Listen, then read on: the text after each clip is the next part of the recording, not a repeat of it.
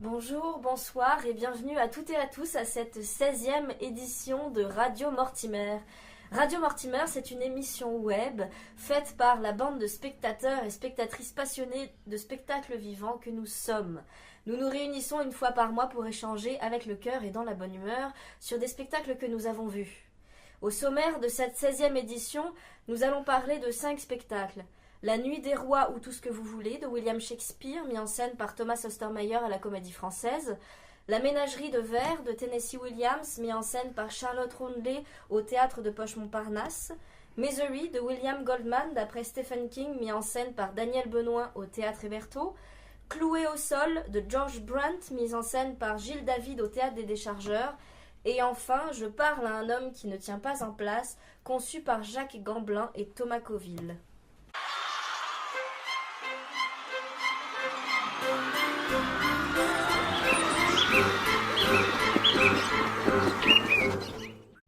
Autour de moi pour parler de La Nuit des Rois ou Tout ce que vous voulez, j'ai le plaisir d'accueillir Hélène, alias Le Quatrième Mur. Bonsoir. Claire, du blog Aparté. Bonsoir. Et Suzanne, du blog Mordu de Théâtre. Bonsoir. C'est au moins la 6e fois que le metteur en scène allemand Thomas Ostermeyer monte une pièce de William Shakespeare, mais La Nuit des Rois marque une première fois celle de la première association entre l'artiste et la troupe de la Comédie Française. L'intrigue de La Nuit des Rois est celle d'un quatuor amoureux placé sous le signe du travestissement. Et alors je vais essayer d'être claire dans l'explication de la pièce, mais en gros, il y a le duc Orsino. Il est amoureux de la comtesse Olivia. Olivia, en deuil, repousse ses avances. Pendant ce temps, Viola, rescapée d'un naufrage, échoue sur une côte du même pays et elle croit avoir perdu son frère jumeau dans la tempête.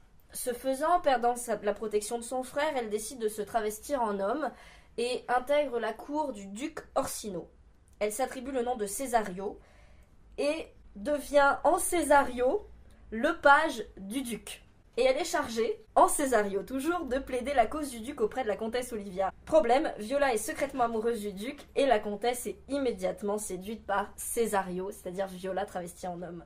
Sur Twitter, Anne-Cécile Kiri dit « À la Comédie Française, La Nuit des Rois à voir absolument. Shakespeare interroge les genres et la sexualité. Ostermeyer bouscule les normes par une mise en scène fracassante et vivifiante.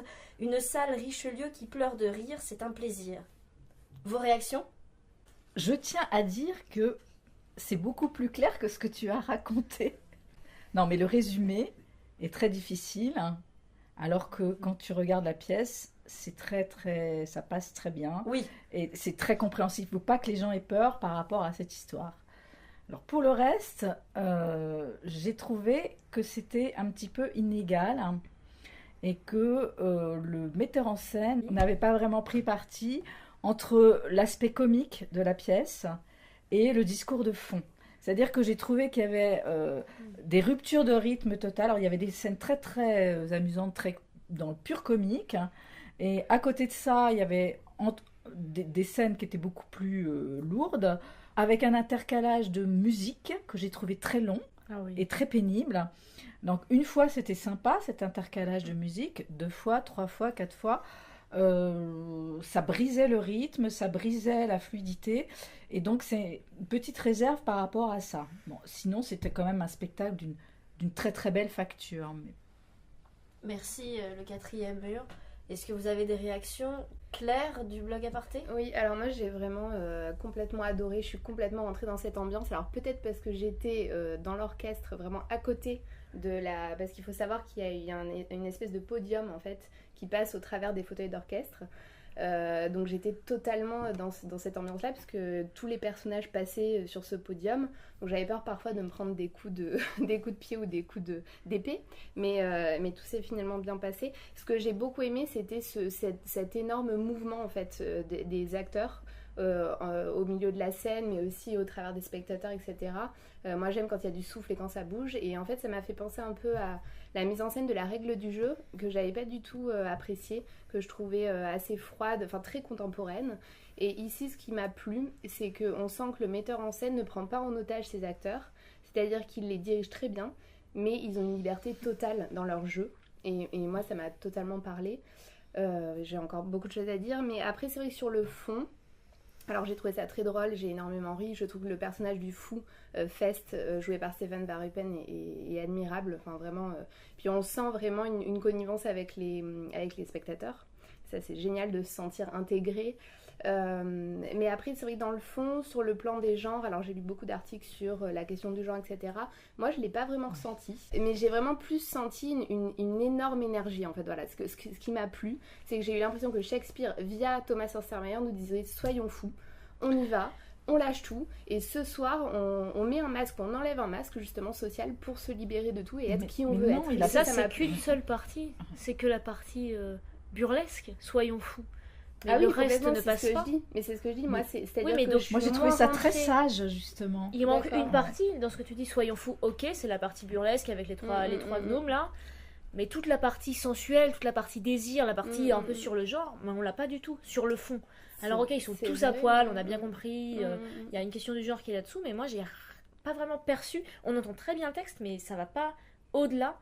J'ai été très déçue, moi, du jeu d'Adeline Dermy, c'est la première fois. Donc elle incarne Olivia, c'est-à-dire qu'elle tombe amoureuse de Viola Cesario. Il y a un jeu entre Adeline Dermy et Georgia Scalier qui était très fade le jour où j'y étais. Et j'étais très déçue, c'est la première fois que je suis déçue par cette comédienne. Moi je trouve que le duo marche très très bien parce que donc Adeline Dermy elle est toute frémissante, on sent qu'elle veut lui sauter dessus et qu'elle le fait pas, enfin moi j'ai trouvé ça très beau. Et Viola, Georgia Scalier qui est merveilleuse, qui joue tellement bien ce personnage, mais voilà cette fille travestie en homme en fait. Et qui on sent est attirée en fait par Viola et qui se pose elle-même la question de savoir est-ce que je vais sauter le pas ou pas, et j'ai vraiment aimé cette intensité. T'as senti ça toi? Ouais, vraiment. Ouais, mais alors effectivement si t'avais, enfin quand tu lis la notice, tu vois l'intention. Alors c'est vrai si tu lis le petit livret avant. Moi j'ai pas lu. Mais moi j'avais pas lu. Si tu le lis pas, tu le sens pas. Effectivement, moi je suis assez d'accord avec Mordu à ce sujet. Bon. Et j'ai trouvé que ça manquait. Moi j'ai trouvé que ça manquait de folie justement. Il y a des sur cette question-là. Il y a des passages effectivement complètement burlesques, mais puis ça s'arrête, c'est entrecoupé, et puis c'est cisaillé. lent. Et j'ai dit mais pourquoi il n'a pas osé aller au bout de sa folie? Moi je me suis demandé s'il n'avait pas été paralysé par la comédie française Ostermeyer. Je me suis posé la question. Je me suis dit mais pourquoi il n'a pas osé aller au bout du bout comme il a su le faire dans d'autres pièces de Shakespeare ou complètement délirantes. Et j'ai trouvé ça dommage. J'ai trouvé qu'il y avait un côté convenable et bridé, presque propre, qui ne convenait pas à la pièce. J'aurais voulu que ça soit plus fort, plus démesuré. Plus choc alors peut-être, c'est ça l'idée? Ça serait quoi en fait? Qu'est-ce qu'il aurait pu faire pour nous apporter plus de folie? Mais je pense qu'il aurait dû tout le temps être dans ce burlesque s'il avait décidé de le jouer dans les tréteaux. Et je pense que je sais pas, j'étais pas là à l'époque, excusez-moi, mais dans l'esprit Shakespeare, je pense que c'était extrêmement burlesque. Je pense que c'était très, ça devait hurler de rire. Je suis pas sûre que c'était très sérieux quand c'était joué à l'époque. On dit que Shakespeare c'est une alternance de burlesque, de sérieux, donc je pense qu'il a voulu faire ça, mais que pour moi les parties plus de fond, ça marche beaucoup moins bien.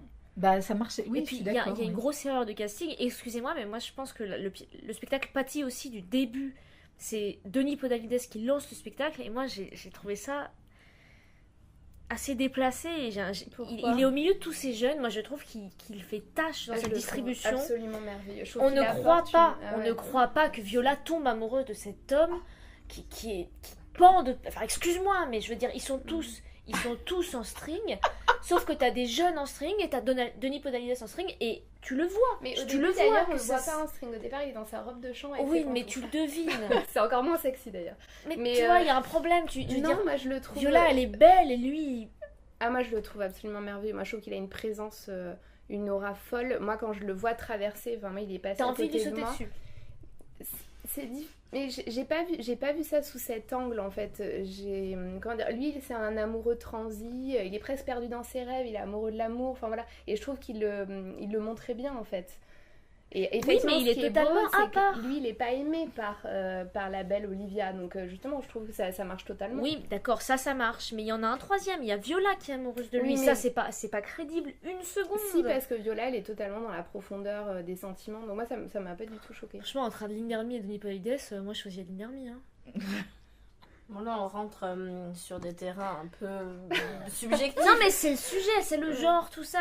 T'as du Bon. mal, vraiment, t'as du mal à y croire. Bon, ceci étant, ces acteurs sont tous fabuleux. Poudrou est Bah, moi, je l'ai extraordinaire. pas trouvé Moi, j'ai trouvé fabuleux, que Poudrou Fauda. était très très bon. Moi, c'est pas le personnage qui m'a le plus marqué. Morgenstern était non. très très bien. Morgenstern est fabuleux. Il est Il a fabuleux. un tout petit rôle et il est fabuleux. Ouais, il ouais. dégage un truc, une puissance dans quelques phrases, c'est Comme merveilleux. d'habitude.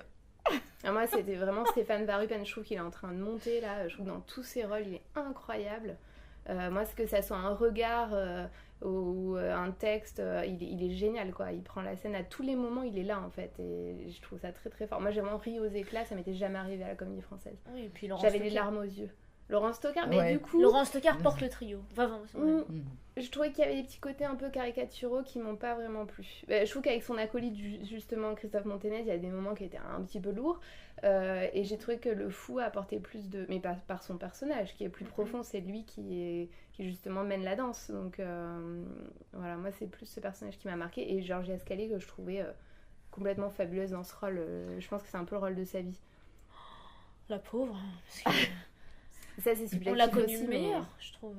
Non, elle était très bien. Moi, j'ai trouvé très. Je Bon, pense je que la j'ai trouve une- toujours très bien. Je ne suis pas objective. Moi J'ai aussi, une c'est vrai que je suis pas représentation en très dessous parce que objective. vraiment le jour où j'étais, puis ils ont même pas été très applaudis donc Ah je bon pense non, je pense qu'on a eu un jour un peu en dessous mais il y avait un problème, un comédien n'arrivait pas, Noam Morgenstern n'arrivait pas donc peut-être que ça a créé sur le plateau une tension, j'en sais rien. Non, mais alors ça, c'est toujours le problème entre guillemets de la Comédie Française. Moi, je trouve qu'ils ont des plateaux d'acteurs tellement fabuleux que même les mises en scène pas extraordinaires ou pas aussi extraordinaires qu'on l'attendait sont totalement rachetées. Enfin, moi, j'ai toujours beaucoup de mal à critiquer un spectacle de la Comédie Française parce que je suis toujours absolument obnubilée par ce plateau. Et donc, voilà, allez-y si vous avez l'occasion. Oui, mais c'était un peu l'événement Ostermayer à la Comédie Française. On savait que Eric Ruff avait presque sacrifié sa saison dernière pour pouvoir l'accueillir. Donc moi, j'attendais quelque chose de plus fort. C'était mon premier Oui, non, mais Ostermayer. Je suis restée sur ma faim. Je suis d'accord avec toi, mais ça reste Oui. cependant un très bon spectacle. Oui, oui. Et On entend le texte, voilà, c'est beau. c'est- Oui, oui, Moi, au-delà de ça, j'ai trouvé ça complètement exceptionnel. Ressentir tout ce que j'ai ressenti pendant la représentation à la Comédie Française, je trouve ça assez fou. Et moi, je trouve ça vraiment novateur. Justement, j'ai pas eu du tout de... Je me suis pas sentie déçue. J'ai vécu à fond la représentation. La Nuit des Rois ou tout ce que vous voulez de William Shakespeare, mis en scène par Thomas Ostermayer, se joue jusqu'au 28 février 2019 à la salle Richelieu de la Comédie Française.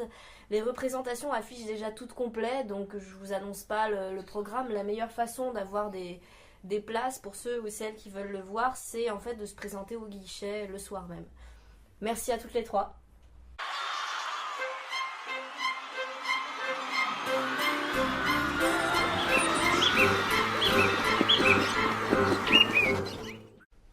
Claire du blog Aparté, tu restes avec nous et tu es rejointe par Véro du blog Théâtrel Bonsoir. et par Bénédicte du blog La Nouvelle Claque Bonsoir. pour parler de la ménagerie de verre. Le projet artistique du théâtre de Poche-Montparnasse tient, je cite, à inscrire le texte comme élément fondateur des choix de programmation. Et c'est un texte du dramaturge américain Tennessee Williams que Charlotte Rondelet, qui co-dirige le Poche-Montparnasse, a choisi de mettre en scène.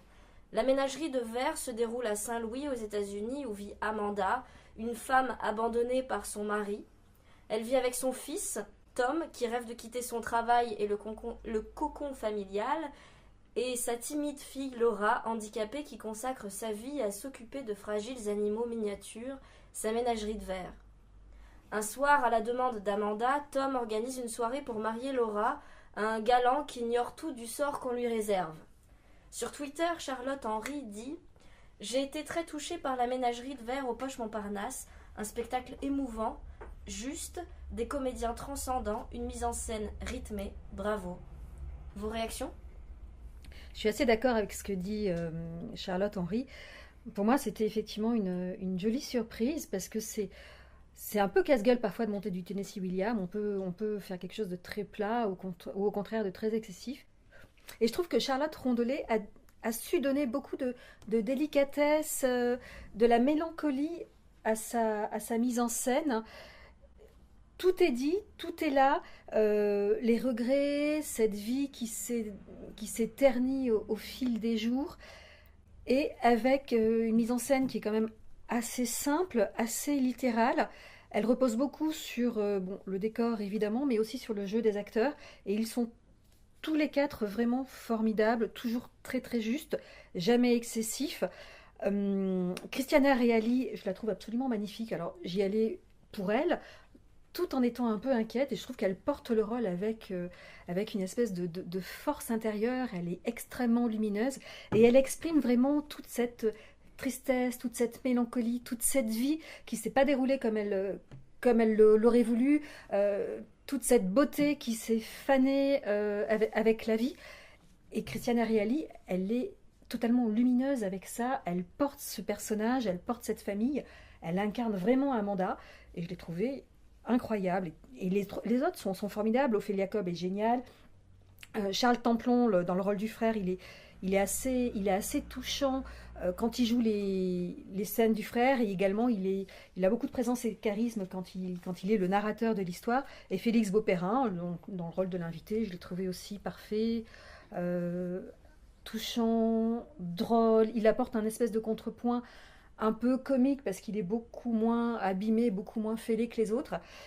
Et je trouve que voilà, cette répartition des personnages, Charlotte Rondelet l'a vraiment bien trouvée. Elle a su saisir tout le sel de la pièce, tout le sel des personnages qui reportent vraiment sur la psychologie des membres de cette famille. Et voilà, elle le livre au public avec beaucoup de simplicité, ça touche au cœur, c'est lumineux, c'est beau. J'ai été vraiment, vraiment conquise par la pièce. Claire, du blog Aparté. Oui, alors moi, pareil, ça m'a fait penser un peu aux grandes sagas familiales qu'on peut regarder en série ou à la télévision, qui pourraient paraître un peu datées. Et moi, j'ai vraiment ressenti ça. C'est-à-dire que, comme tu disais, c'est une histoire de famille, en fait, comme on peut en voir beaucoup. On rentre vraiment dans l'atmosphère des années 30, dans cette famille américaine qui a été quittée par le père, et donc tout revient sur le dos du jeune fils qu'on sent habité par une autre envie. Et ce que je trouve beau aussi dans l'écriture de Tennessee Williams, c'est qu'on peut les détester, on peut les aimer, mais on les juge jamais, ces personnages. Notamment ce rôle de mère qui est incroyable. Alors je suis d'accord, Christiana Reali, je l'ai trouvé magistrale. J'avais un petit doute vraiment sur son jeu d'axe au théâtre, je ne l'avais jamais vue au théâtre avant, et je la trouve superbe. Moi, elle m'a fait penser à plein de personnages de ma famille, plein de personnages féminins avec vraiment cette force. Parfois, elle peut être insupportable et détestable parce qu'elle veut arriver entre guillemets à ses fins, mais c'est pour ses enfants, notamment pour sa fille. Notamment cette scène de dispute entre le fils et la mère en coulisses, qui est très beau parce qu'on ressent en fait tout ce drame en fait de la famille. Alors moi, j'ai une petite réserve sur la sœur, sur le jeu d'Ophélia Cobb, que j'ai trouvé très mécanique. Je n'ai pas réussi du tout à être émue par son jeu, en fait. Et c'est juste au moment où il y a eu justement ce jeune homme, le jeune galant, joué par Félix Beauperrin, que je trouve absolument exceptionnel, ce jeune acteur, qui apporte une force de vie incroyable et qui lui permet, je trouve, je la sentais plus naturelle avec lui dans ce duo-là. Est-ce que ça tient pas justement à son personnage? C'est-à-dire qu'en fait, c'est une jeune fille qui est un petit peu, on suppose, à la limite de l'autisme. Complètement. Est-ce que c'est pas justement dans son personnage? C'est-à-dire que tant que son prétendant, entre guillemets, n'est pas arrivé, elle est très mécanique parce qu'elle est régie par des automatismes dans sa vie. Et peut-être l'arrivée du jeune homme va la révéler, va la faire un peu vivre autrement, désirer autrement, et va lui faire entreapercevoir quelque chose auquel elle aspire secrètement elle aspirait secrètement quand elle était jeune au lycée. Donc ça va peut-être la faire la changer. Mais finalement, c'est assez drôle parce que j'ai aussi le même ressenti global sur la pièce. Enfin, j'ai beaucoup aimé. Je trouvais que même il y avait une ambiance, enfin, il y avait aussi une connexion le soir où j'y étais avec le public qui était assez belle. Mais sur les personnages, j'ai des ressentis un peu différents. Dans le sens où moi, j'ai trouvé que Christiana Reali, quelquefois, elle en faisait un petit peu trop enfin, j'y croyais pas trop. Ah oui. Tandis que justement, toi, t'avais une réserve plutôt sur la sœur. Et en fait, moi je trouvais que c'était très beau parce qu'il y avait des moments où son jeu, je pense que ça doit être assez compliqué ce jeu-là, son jeu faisait tour à tour différentes choses parce que ça provoquait soit le rire de la salle parce qu'elle était à côté de la plaque sur certaines choses et on sentait qu'il y avait un décalage de cette personne qui n'est pas forcément adaptée. Et donc nous, en tant que spectateurs, ça créait le décalage et donc le rire. Tandis qu'il y avait aussi des moments où ce décalage-là et ce caractère qui fait des choses assez inattendues a créé aussi une émotion. Et du coup, j'ai trouvé ça plus vrai que la mère qui des fois était trop dans le fast perdu et dans tout ce qu'elle n'a pas eu elle et qu'elle essaye de faire ressortir pour ses enfants. J'ai trouvé qu'il y avait des moments où j'y croyais pas trop, quoi. Je voyais très bien ce qui était joué, quelle était l'intention, mais je le ressentais pas, alors que je ressentais beaucoup plus d'émotions avec les 3 autres personnages, parce que Charles Templin aussi, j'ai beaucoup aimé. Il y a des moments où on sent qu'il a envie de faire comme son père, de partir sur quelque chose d'aventureux et qui contient aussi une rage par rapport à sa famille et à sa mère. Et il y avait des moments aussi où il était assez émouvant, et puis le jeune, quand il arrive aussi, ça c'est vrai, c'est vraiment la bouffée d'air frais qui aussi dérègle complètement ce petit monde qui est très clos. Et du coup, j'ai le même ressenti global, mais ouais, sur les personnages, des petites On est variations. peut-être touchés différemment en fonction de nos propres ressentis, de nos propres vécus Exactement. et de nos propres personnalités. J'avoue que moi, cette mère m'a absolument bouleversée. Mais l'ambiance est belle. Je sais pas vous, mais moi, le soir où j'y étais, il y avait quelque chose il y avait un truc dans l'air, du fait aussi des décors et... je sais pas, il y avait quelque chose d'incarné, quoi. On Et est ça, totalement transporté dans cet univers. J'ai beaucoup aimé, mais limite, j'aurais préféré que ça dure plus longtemps parce que à la fin, il y a quelque chose, je vais pas dire quoi, mais moi, j'aurais voulu savoir après qu'est-ce qui se passe. Et donc, sur l'idée de la série, j'aurais bien aimé pousser plus loin et savoir Je suis d'accord, moi, qu'est-ce je qui suis allait restée leur un peu arriver, quoi. sur ma fin à la fin. Ah oui? Je m'attendais pas à ce que ça soit la fin. Ouais, Et moi, je j'étais- m'attendais quelque Ah. chose. D'accord. Je trouve cette fin très mélancolique, justement, très fataliste, Sans trop en dire. sans trop en dire. Et oui, la salle était complètement conquise. Bon, à un moment, il y a un téléphone qui a sonné, la personne a cherché à éteindre son téléphone, elle est partie parce qu'elle n'arrivait pas à l'éteindre, donc ça a un petit peu cassé l'ambiance, on va dire. Mais justement, les comédiens ont réussi, en un rien de temps, à se remettre dedans et à replonger la salle entièrement dans l'émotion, dans l'histoire. Et ça aussi, c'est du talent. En tout cas, ouais, c'était une super équipe et encore une belle production du Poche Ouais, Montparnasse. une très belle pièce. À voir. Eh bien, vous avez jusqu'au 13 janvier 2019 pour aller la voir ou la revoir. La ménagerie de verre de Tennessee Williams, mise en scène par Charlotte Rondelet, au théâtre de Poche Montparnasse. Les représentations ont lieu du mardi au samedi à 21h et le dimanche à 17h30. Merci à toutes les 3.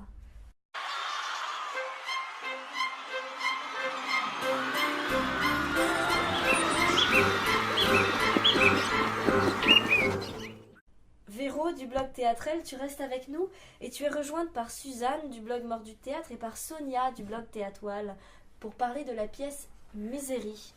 Adaptée du roman de Stephen King, la pièce Misery de William Goldman met en scène un huis clos entre Paul, écrivain devenu riche et célèbre grâce aux aventures de son héroïne Misery Chastain, et Annie, ex-infirmière et grande admiratrice de Paul. Pris dans une tempête de neige, Paul est victime d'un accident et se brise les 2 jambes. Annie le recueille alors chez elle et le soigne. Lorsqu'Annie découvre que Paul a choisi de faire mourir le personnage de Misery Chastain pour se consacrer à d'autres histoires, elle pousse l'auteur à faire ressusciter son personnage. Et pour faire pression sur lui, elle décide d'employer des moyens pour le moins, disons, extrêmes. Et dans cette mise en scène de Daniel Benoît au Théâtre Héberto, Annie et Paul sont incarnés respectivement par Myriam Boyer et Francis Lombraille.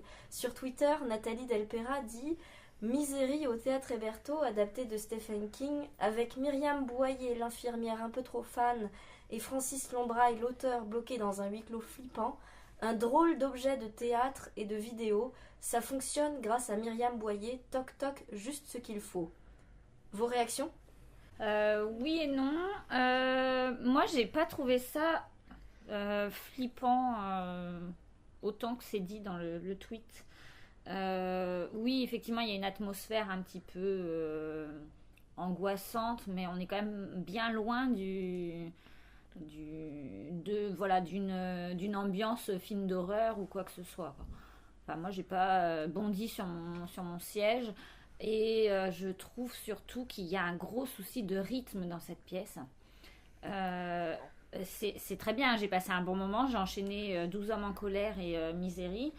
Je trouve que Francis Lombraille mérite toute notre admiration d'enchaîner comme ça les deux pièces, mais pour moi, il me manque un truc. Je me suis pas ennuyée, mais il y a pas de rythme, quoi. À un moment donné... Ce sont les changements de décor qui sont... Mais il n'y a même pas de changement de Enfin, décor, il y a des Non, noirs. c'est un huis Ce clos, sont les donc, noirs qui il y a cassent des le no- rythme. Il y a des noirs tout le temps. Il n'y a même pas de changement de décor, donc il y a des noirs inutiles. C'est ça. Et alors, il y a des vidéos, effectivement, enfin des images vidéo projetées qui n'apportent pas grand-chose au final dans C'est le... une facilité, ces images. T'as la tête déformée de Myriam Boyer pour faire peur, mais ça fait pas peur. Moi, elle me fait pas peur. Ça fait pas peur. C'est pas ça qui fait peur. C'est pas ça qui devrait faire peur. Et du coup, on a du mal un peu à rentrer vraiment dans le sujet. Oui, elle emploie des moyens extrêmes, mais on sent pas cette extrémité autant qu'on devrait. Enfin, moi, je m'attendais à plus... flipper. Ouais. Alors, je suis d'accord avec vous, je pense que ça aurait pu aller beaucoup plus loin en mettant beaucoup moins, c'est-à-dire que effectivement, on n'a pas besoin de voir le visage d'Annie, l'infirmière, complètement déformée pour se rendre compte qu'elle a Il lui manque que des cases, que ses intentions ne sont pas aussi gentilles qu'elle souhaite le faire croire au début. Et je pense que il eût été préférable de distiller ça petit à petit et de semer le doute lentement dans l'esprit du spectateur. Parce que même en connaissant l'histoire, on aurait pu quand même se poser plus de questions sur ses intentions, sur qui elle est, sur ce qu'elle veut, plutôt que ça ne soit effectivement balancé en gros plan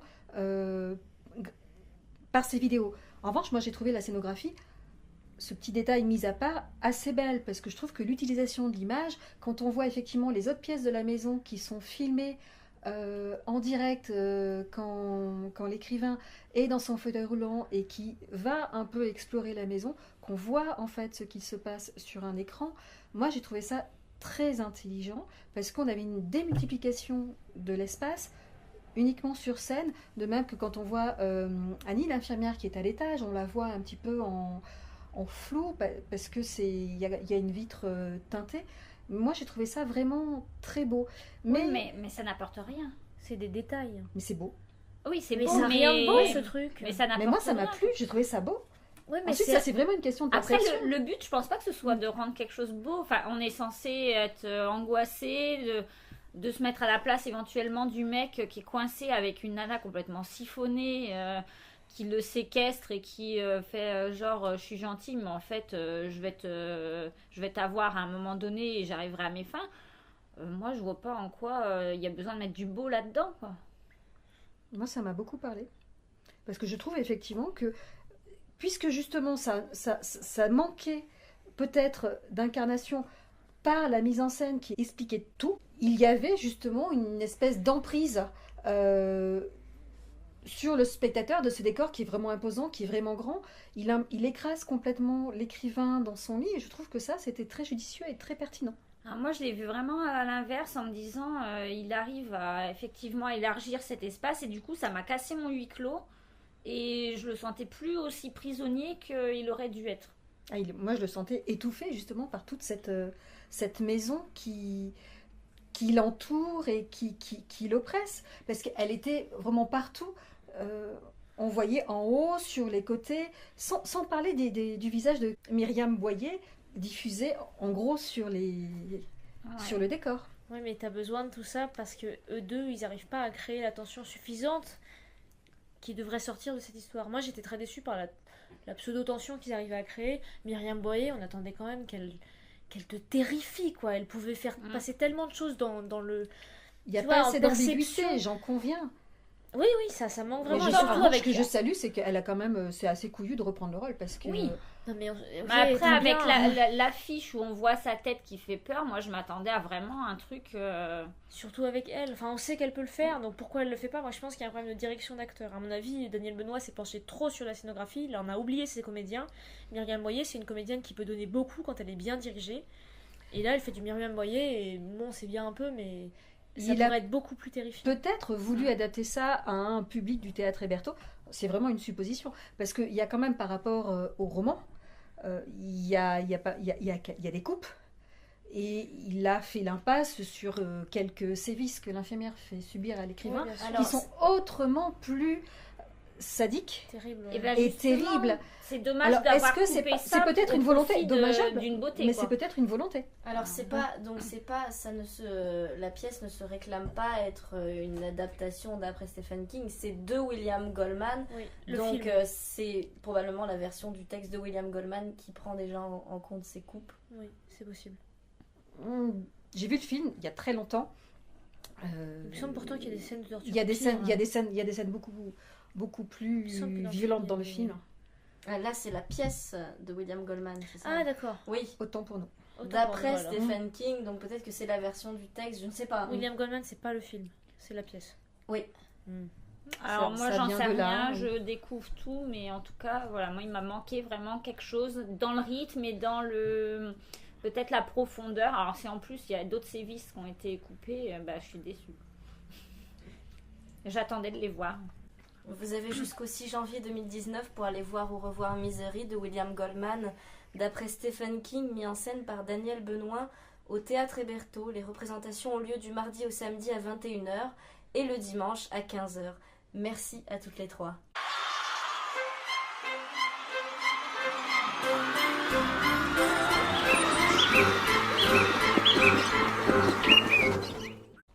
Sonia du blog Théâtoile et Suzanne du blog Mort du Théâtre, vous restez avec nous et vous êtes rejointes par Christine du blog Théâtre Côté Cœur.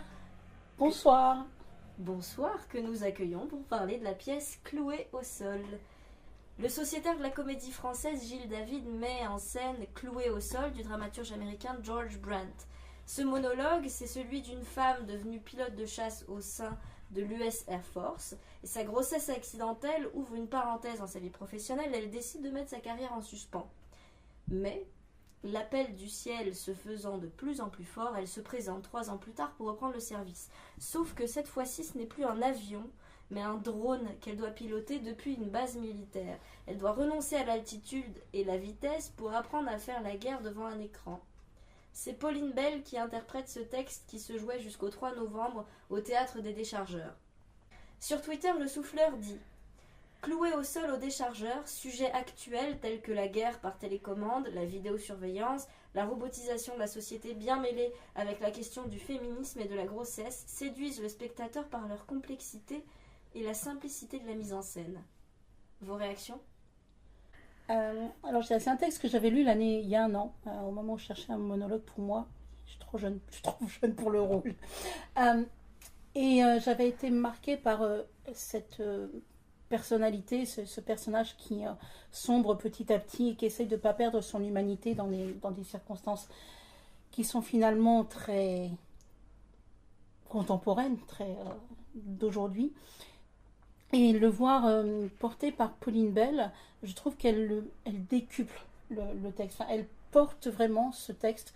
Elle est seule sur scène, sur un carré blanc, une espèce de tatami, un peu comme un terrain de combat qui va être l'illustration à la fois du combat qu'elle mène dans le ciel en tant que pilote de chasse, mais aussi de tout son combat intérieur qu'elle va vivre et toutes ces complexités et qui vont la tirailler alors qu'elle se retrouve clouée au sol dans cette caravane où elle passe ses journées, 8 heures par jour, à diriger un drone.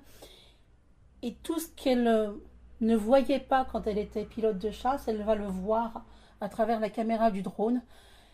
Et puis, une fois ces 8 heures de conduite, de pilotage faites, elle retourne chez elle, retrouve son mari, sa petite fille, et tout va commencer à se dérégler dans sa tête. Et je trouve que Pauline Bell a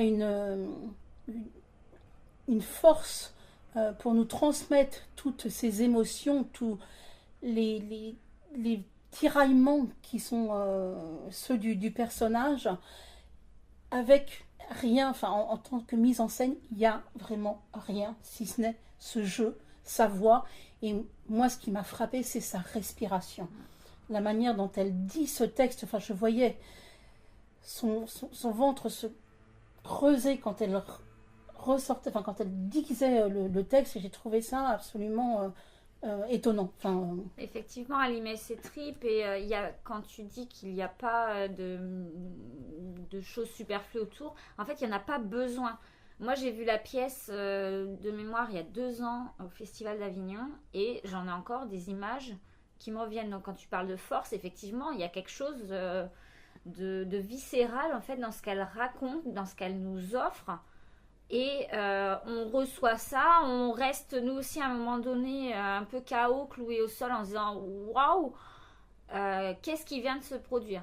Et effectivement, il en reste énormément de choses. Après, il y a plein de questionnements autour, on peut décortiquer aussi, trouver des choses. On a énormément de questions qui sont aussi d'actualité à développer derrière ce texte, qu'elle porte vraiment à merveille.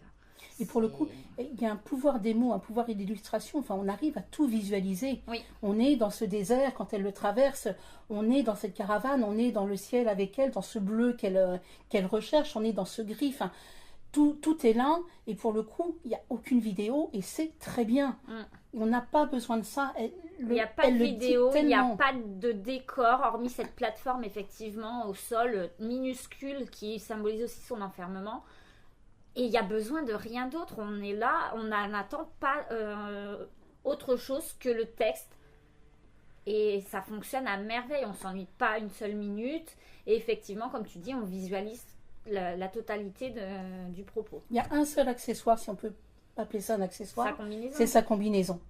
Sa combinaison qui est son identité, qui est ce qui la construit, c'est ce qu'elle dit. Qu'elle enlève par moments à moitié, qui est un peu comme un cocon, effectivement, une chrysalide qui commence à se fissurer, etc. Ce qui est magnifique aussi dans le propos, parce que ça illustre.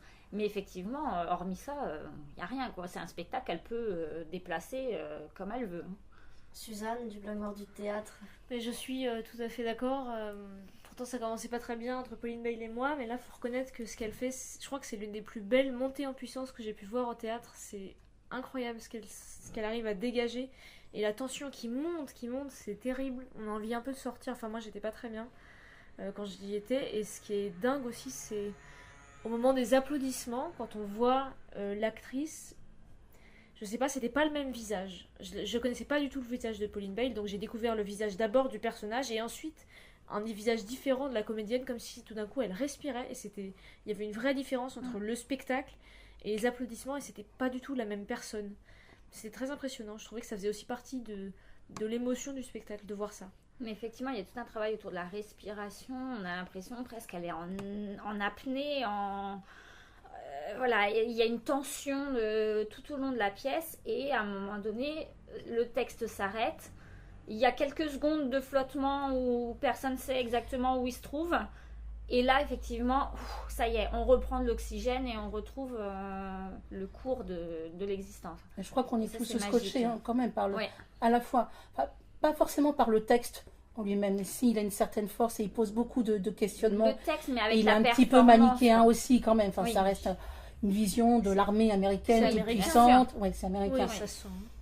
C'est un pilote de l'US Air Force, Mhm. c'est une femme. Enfin, il y a toute cette puissance. Et elle le dit dans son personnage quand elle dit tu es le prophète et je suis Dieu. Oui. Enfin, il y a cette puissance de l'armée américaine et du dialogue. Mais à côté de ça, il y a sa performance qui est absolument extraordinaire. Enfin, elle captive tout le monde. Et je crois que c'est pour ça qu'à la fin, il y a ce silence parce que On en a besoin. De ouais, toute façon de... on est comme en apnée, comme elle, et on a besoin d'un temps de respiration avant de pouvoir souffler et de sortir aussi de cette atmosphère qui est, alors là, pour le coup, est pesante. Oui. Je ne reviendrai pas sur Missouri. Après, c'est vrai que moi, c'est un des seuls textes que j'ai entendu et vu au théâtre pour lequel, en sortant, je me suis dit, je ne vois pas quelqu'un d'autre prendre ce texte-là. J'ai du mal à me dire que l'un pourrait aller sans l'autre. Mais après, si quelqu'un le propose, j'irai le voir. Hein, mais j'ai tellement été... j'avais l'impression qu'il y avait une sorte de fusion entre l'actrice et le personnage que pour moi, l'association, elle fonctionnerait peut-être moins bien avec quelqu'un d'autre. Mais peut-être que je m'avance un peu trop vite. Je suis pas forcément d'accord avec ça. Enfin, j'ai trouvé que le texte, qu'elle s'était vraiment approprié son texte, qu'elle en faisait quelque chose d'extrêmement personnel et qu'elle le vivait à fond devant nous. Je pense pas que le texte lui soit réservé. Je pense aussi qu'il y a eu une belle complicité avec la mise en scène de Gilles David qui a dû porter, parce que, comme vous dites, il n'y a pas de mise en scène autour, mais il a fait tout le reste. Et il a, à mon avis, elle a bénéficié d'une direction d'acteur qui était très très pour le coup, contrairement à la pièce précédente, effectivement, il y a une vraie direction d'acteur précise et il n'y a pas de faux pas, quoi. Quand je dis il n'y a pas de mise en scène, si, il y a une mise en scène qui est très précise. Il y en a une, mais... Il y a une direction, c'est surtout une direction d'acteur. Il n'y a pas de... fabuleuse. Voilà. Un fond sonore qui est là au bon moment, très léger, tu vois. Pas du tout le boom boom qui va bien te faire sentir la tension, mais c'est très très bien fait, c'est très mesuré. Tout est dans le souffle. Tout est dosé. C'est très puissant. Et ce qui est très énervant, c'est que ce soit pas rempli. Je suis obligée de le dire parce que c'est un des spectacles que j'ai vu qui était les plus applaudis. Il y avait des bravos à la fin, voilà. Et c'était pas rempli alors que c'est la petite salle des déchargeurs. Enfin, c'est un peu rageant, ça n'a que des bons retours. Les déchargeurs, c'est une salle à Paris, il faut y aller, quoi. Eh bien, courez le voir, vous pouvez le voir ou le revoir. C'est Cloué au sol de George Brand, mis en scène par Gilles David. C'est du 18 au 22 décembre au Théâtre des Déchargeurs. Les représentations auront lieu du mardi au samedi à 19h30 et une tournée est également prévue jusqu'au 31 janvier 2019. Théâtre Côté Cœur, avant de nous quitter, tu voulais partager un coup de cœur. Oui, alors on parle de spectacle vivant, donc pas que de théâtre, et je vous parlais de cirque pour une fois, avec le Cirque Plume, qui fait une tournée sur plus de 2 ans, avec son dernier spectacle qui s'appelle La Dernière Saison. C'est actuellement à La Villette, sous un chapiteau, jusqu'au 30 décembre. Le Cirque Plume, c'est un des créateurs du cirque contemporain, avec le cirque Archaos, avec le Cirque du Soleil. Ça fait 30 ans que les frères Cudelac, Bernard et Pierre, animent et font vivre cette espèce d'utopie d'un cirque différent qui n'a pas de piste. Ils ont été les premiers à mettre le spectacle du cirque sur une scène comme au théâtre avec un public en frontal et non pas avec une piste circulaire. Et puis à créer un univers qui est un univers très poétique. Ils nous racontent dans chaque spectacle une histoire et on est sous le charme. Cette dernière saison, donc ce dernier spectacle, ils arrêtent, ils raccrochent à la fin de 2020, à la fin de cette tournée. Il n'y aura plus d'autres spectacles du Cirque Plume. On pourrait être triste avec cette dernière saison et en fait c'est une bouffée de joie, de fête, de communion avec le public, avec des comédiens, des artistes, des circassiens qui sur scène ont plaisir à être ensemble et c'est communicatif. On est vraiment subjugué par la beauté de cette écriture, par cette poésie. C'est un cirque qui a une âme. C'est pas une troupe, parce qu'à chaque spectacle, ce sont des artistes différents qui viennent rejoindre pour la création.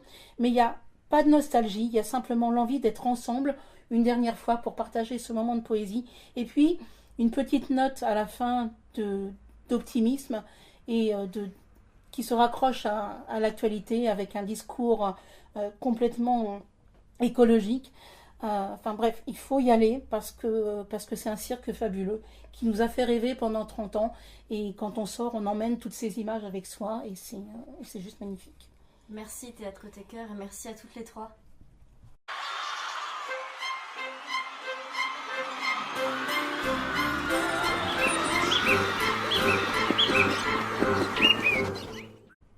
Christine du blog Le Théâtre Côté Cœur, tu restes avec nous encore et nous retrouvons Claire du blog Aparté et Véro du blog Théâtrel pour parler de la pièce « Je parle à un homme qui ne tient pas en place ». Pendant 30 jours, l'artiste Jacques Gamblin a communiqué avec le navigateur Thomas Coville quand celui-ci tentait le record du tour du monde à la voile en solitaire. Cette correspondance et leur histoire d'amitié donneront naissance au spectacle Je parle à un homme qui ne tient pas en place, nommé pour le Molière 2018 du seul en scène, à voir actuellement au Théâtre du Rond-Point. Sur Twitter, Vincent Josse dit « Dans Je parle à un homme qui ne tient pas en place, Jacques Gamblin raconte une amitié virile avec un navigateur, deux solitudes jumelles, l'acteur et le marin, se déploient majestueusement en scène. Pudique et poétique, une danse avec les mers. MERS. Vos réactions ? Amitié, oui, c'est la naissance d'une amitié. Enfin, c'est une amitié qui s'est construite, on le comprend, quelque temps avant ce départ, mais qui va vraiment prendre ses racines pendant ces 30 jours. Et il y a une progression. Au début, Jacques Gamblin arrive avec un ordinateur, il y a une planisphère. Non, au début, il y a une voile qui est hissée, qui va servir d'écran, et c'est très joli, cette mise en scène. Et puis, ils vont commencer à échanger. Donc, effectivement, dès le premier jour, il envoie le premier soir un premier mail à Thomas Coville, sans trop savoir ce qu'il va lui dire. Ce sont des mails très courts au départ. Et il n'y a pas de réponse, il n'y a pas de retour de la part de Thomas Coville. Et on attend, nous aussi, une réponse. On aimerait savoir comment il le reçoit. Et puis, petit à petit, Jacques Gamblin va s'épancher un petit peu plus, va commencer à tomber plus dans la confession de son ressenti, parce qu'il a justement l'impression d'envoyer des bouteilles à la mer qui n'ont pas de réponse. Et puis arrive le moment où, au cours de cette 4e tentative qui n'a pas été la bonne, Thomas Coville est obligé d'annuler, enfin d'abandonner. Et là, il va le répondre à Jacques Gamblin. Et là, il y a un échange qui se crée, qui est absolument émouvant, touchant, par les mots de Thomas Coville, par la manière dont il a reçu le soutien de ce comédien qui connaît à peine, mais qui a été le seul à lui dire et à comprendre ce qu'il ressentait. Et j'ai trouvé ce moment où il lui dit, en gros, ce que tu me dis là, personne autour de moi n'a jamais su l'exprimer, personne n'a jamais su le ressentir. Et là, il y a la confusion de deux solitudes, deux âmes qui se retrouvent, qui sont pourtant très différentes, deux métiers complètement différents, mais une communion qui se crée, et quelque chose, une sensibilité de Jacques Gamblin que j'ai retrouvé pour l'avoir vu s'exprimer dans « Je vais bien, mon cœur scintille ». Et ce spectacle est très touchant, bouleversant. Ça m'a donné envie de lire toute leur correspondance, puisqu'on n'en a qu'une petite partie. Et voilà, je vais laisser la parole. Je suis d'accord avec toi. En fait, au début, comme tu l'as dit, ça n'est pas un échange, en fait, puisque Jacques Gamblin écrit un peu ces mots dans le vide, sans réponse. Et justement, de ce silence, il nourrit encore plus les lettres qu'il lui envoie, parce que, n'ayant rien en retour, en fait, il en dit à chaque fois un peu plus, il en livre un peu plus. Et je trouve que justement, c'est ça qui est très très beau, en fait, c'est qu'au début, il parle un peu dans le vide, mais en même temps, il remplit ce vide de beaucoup d'émotions, de beaucoup de sensations, de beaucoup de révélations et de confessions sur son métier. Et je trouve ça vraiment magnifique avec ce parallèle. Et ce qui m'a encore le plus touchée, c'est outre, évidemment, l'interprétation de Jacques Gamblin, parce qu'il le dit avec son âme, avec ses yeux, avec son corps, il bouge, il accompagne son texte. C'est également cette scénographie, parce que c'est absolument magnifique. Toutes ces projections, on suit la position de Thomas Coville avec un petit point jaune qui se transforme en lune, que Jacques Gamblin va à un moment saisir. Moi, j'ai été complètement transportée encore plus par la scénographie que par le texte. À certains moments, je me suis sentie partir, ne plus l'écouter, mais être dans une espèce de bulle où je voyageais, où j'étais un petit peu sur la mer, et je réatterrissais, je regardais Jacques Gamblin et je repartais en mer. Et voilà, ça m'a vraiment, vraiment transportée. Et à tel point que là, hier, Thomas Coville a pris la mer pour la route du Rhum. Et moi qui ne suis pas du tout, pas particulièrement les courses de bateau et les épreuves de navigation, là, j'y ai pensé et je me suis dit, voilà, je l'ai visualisé dans son bateau et j'ai visualisé Jacques Gamblin pensant à son ami. Je trouve que c'est vraiment quelque chose de réussi. Je ne m'attendais pas du tout à ça. J'avais été un chouille déçue par le précédent spectacle de Jacques Gamblin au Rond-Point. Enfin, moins transportée parce que ça parlait de sport et ça me parle beaucoup moins. Mais là, pourtant, la mer, la navigation ne sont pas des sujets qui, d'habitude, m'intéressent particulièrement. Mais j'ai pris la mer avec eux. Je suis partie. Claire du blog Aparté. Moi, c'est un énorme coup de cœur. Enfin, je pense que c'est dans mon panthéon théâtral personnel. J'ai été complètement... Moi, c'est vrai que c'est des thèmes qui m'intéressent. La mer, le voyage, justement, ces héros qui partent sur les mers, braver les tempêtes. J'ai trouvé Jacques Gamblin formidablement vrai, formidablement généreux. En plus, c'est vrai, j'étais très bien placée, j'étais vraiment au centre, au 5e rang, et j'étais devant lui. J'avais l'impression, ce que je trouvais beau, c'est que j'avais l'impression qu'il parlait à chacun de nous. J'ai trouvé cette amitié complètement folle, complètement exceptionnelle, très universelle. En fait, c'est ça qui nous fait passer quand il se pose les questions sur donner, recevoir, mais qu'est-ce que donner, mais qu'est-ce que recevoir. J'ai trouvé ça merveilleux, et moi j'ai vraiment versé une larme quand Thomas Coville parle et écrit. Ce qui est très beau, c'est qu'il explique dans son écrit qu'il ne sait pas écrire, et c'est une merveille. C'est vraiment, enfin voilà, en termes de plume, il faut bien le dire, il y a Jacques Gamblin et Thomas Coville. Je trouve son texte sublime, et il parle à tout le monde en fait sur alors lui il est navigateur, mais ça peut nous arriver dans tous nos métiers, dans toutes nos vies. Il explique que lui il a besoin de prendre la mer pour vivre à terre décemment. Il a besoin de repartir. Il explique que cet échec c'est très très dur pour lui, et que Jacques Gamblin lui a donné la force de revenir sur terre, parce qu'il était presque prêt, c'est ce qu'il dit, à braver cette tempête et peut-être à mourir dans les flots. Enfin voilà, il y a tout un côté un peu épique, c'est une vraie odyssée.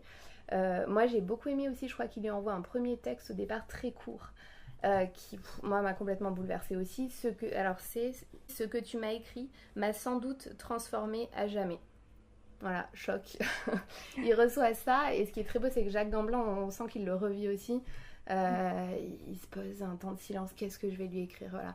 Et ce qui est très très beau, c'est qu'en fait je pense que dans nos vies à chacun, on n'ose peut-être pas dire ce genre de choses, et ça donne envie parfois d'avoir le courage de dire certaines choses à certaines personnes, même des gens qu'on aime très fort, qu'on a avec nous chaque jour. On n'ose pas leur dire ce genre de choses, voilà. Et ce qui est très beau, c'est que Jacques Gamblin dit par la mer, par la distance, on a réussi à instaurer ce dialogue-là, et je crois qu'effectivement ça les a tous les deux transformés à jamais.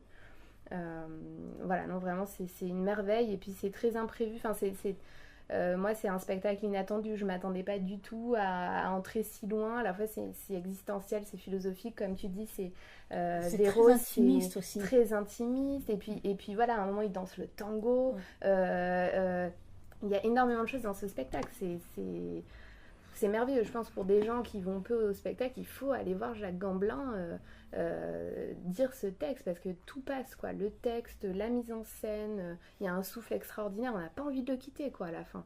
Dans la scénographie, je te rejoins sur la beauté de la scénographie, et sur ce petit point blanc qui au départ part de Saint-Malo, et puis qui descend le long de la côte atlantique, et puis qui va grossir, qui va se transformer, comme tu dis, en une petite balle de ping-pong, puis une balle de tennis, puis une lune, puis qui va devenir un très gros ballon.